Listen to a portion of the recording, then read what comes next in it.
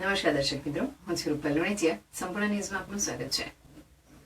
પાલનપુરમાં Ambaji highway પર RTO કચેરીની પાછળ અનુસૂચિત જાતિ નિગમ સંચાલિત કુમાર છાત્રાલયમાં ભોજનને લઈ છાત્રોએ હોબાળો મચાવ્યો હતો.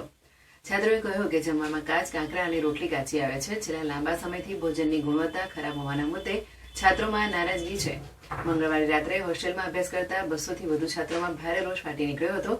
છાત્રોએ ભોજન લેવાનો સ્પષ્ટ ઇનકાર કર્યો હતો અને હોસ્ટેલ વ્યવસ્થાપન સામે નારાજગી વ્યક્ત કરી હતી. વિદ્યાર્થીઓનો આક્રોશ વધતા મામલો ગંભીર બન્યો હતો અને તાત્કાલિક અસરથી અનુસૂચિત જાતિ કલ્યાણના નાયબ નિયામક કુમાર છાત્રાલય ખાતે દોડી આવ્યા હતા.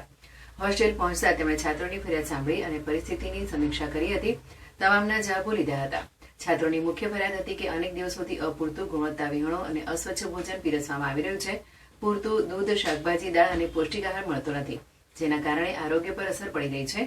ઉપસ્થિત છાત્રએ કહ્યું કે અમે જ્યારે રસોઈ બાબતે રસોઈયાને કહેવા ગયા તો તેણે માર મારવાની ધમકી આપી.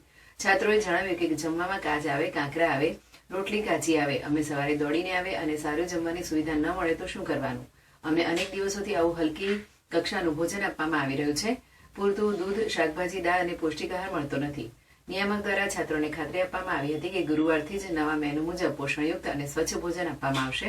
સાથે જ ભોજન સપ્લાય કરતા કોન્ટ્રાક્ટરને તાકીદ કરાઈ હતી કે ગુણવત્તામાં કોઈ બેદરકારી સહન કરવામાં નહીં આવે.